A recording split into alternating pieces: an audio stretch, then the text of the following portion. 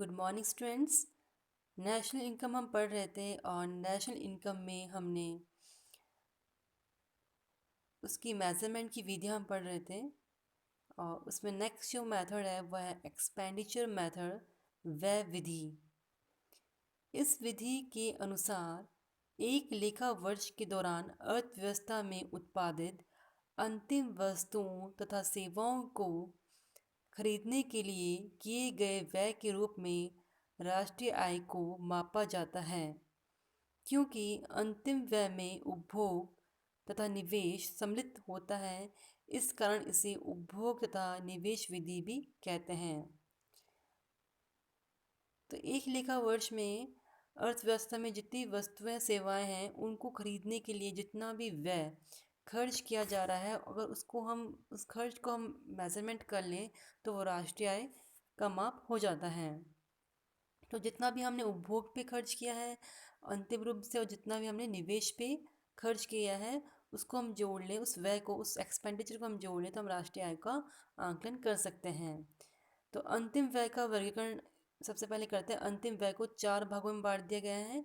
निजी अंतिम उपभोग व्यय, प्राइवेट फाइनल कंजप्शन एक्सपेंडिचर, जिसे हम सी से डिनोट कर रहे हैं। सरकारी अंतिम उपभोग व्यय, गवर्नमेंट फाइनल कंजप्शन एक्सपेंडिचर, जी। निवेश व्यय, इन्वेस्टमेंट एक्सपेंडिचर, जिसे डिनोट कर रहे हैं हम आई से। और शुद्ध निर्यात, जो नेट हम एक्सपोर्ट निकाल रहे हैं वो इंपोर्ट में से हम माइनस करके निकालेंगे। जो भी एक्सपोर्ट है उसमें से हम इंपोर्ट माइनस कर दें तो शुद्ध निर्यात हमें निकल के आते हैं। निजी अंतिम उपभोग व्यय में देखो क्या क्या शामिल किया गया है।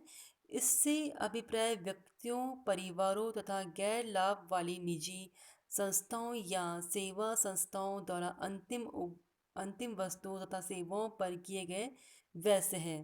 इसमें निम्नलिखित सम्मिलित होते हैं: उपभोक्ता सेवाएं, गैर टिकाऊ उपभोक्ता वस्तुएं और टिकाऊ उपभोक्ता वस्तुएं, ये सभी इसमें शामिल किए जाते हैं।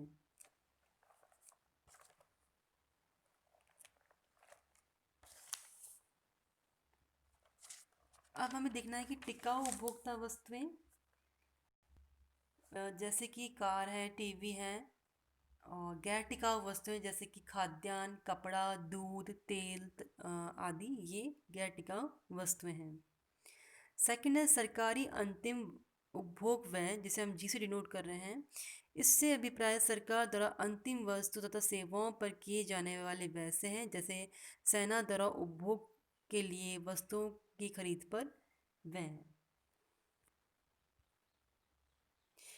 निजी व्यय, जिसे मैं आई से डिनोट किया है, इससे अभिप्राय उत्पादकों द्वारा अंतिम वस्तुओं की खरीद पर किए गए व्यय से है।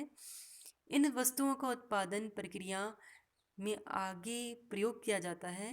निवेश व्यय को निम्नलिखित 2 भागों में वर्गीकृत किया जाता है। स्थायी निवेश, फिक्स्ड इन्वेस्टमेंट। इस निवेश से अभिप्राय उत्पादकों द्वारा प्लांट और मशीनरी जैसे स्थायी परिसंपत्तियों की खरीद पर किए जाने वाले व्यय से हैं। स्थायी निवेश का वर्गीकरण: व्यावसायिक स्थायी निवेश, परिवारों द्वारा रिहायशी मकानों के निर्माण पर किया गया स्थायी निवेश, और सार्वजनिक स्थायी निवेश या सरकार द्वारा किया गया स्थायी निवेश।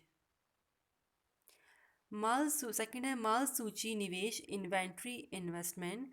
इसका संबंध वर्ष के दौरान स्टॉक में परिवर्तन से है। इनका अनुमान वर्ष के अंतिम स्टॉक तथा प्रारंभिक स्टॉक के अंतर द्वारा लगाया जाता है।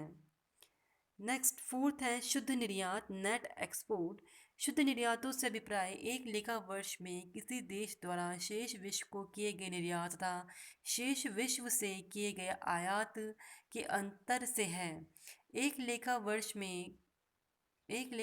में घरेलू सीमा में उत्पादित वस्तु तथा सेवाओं पर कुल व्यय के जोड़ को बाजार कीमत पर सकल घरेलू उत्पाद, जीडीपी एट मार्केट प्राइस कहा जाता है। व्यय विधि में हमें कुछ सावधानियां रखनी होती हैं, जैसे केवल अंतिम व्यय को शामिल किया जाता है, मध्यवर्ती वस्तुओं तथा सेवाओं पर होने वाले व्यय को शामिल नहीं किया जाता है। पुरानी वस्तुओं पर किए जाने वाला व्यय कुल व्यय में शामिल नहीं किया जाता है। शेयरों तथा बॉन्डों पर किया गया व्यय भी कुल व्यय में शामिल नहीं किया जाता है। सरकार द्वारा हस्तांतरण भुगतान पर किया गया व्यय भी इसमें शामिल नहीं किया जाता है। सब उपभोग के लिए उत्पादित वस्तुओं पर होने वाले व्यय के अनुमानित मूल्य को इसमें शामिल किया जाता है। जिन मकानों में मकान मालिक स्वयं रह रहे हैं उनके अनुमानित किराए को राष्ट्रीय आय में शामिल किया जाता है।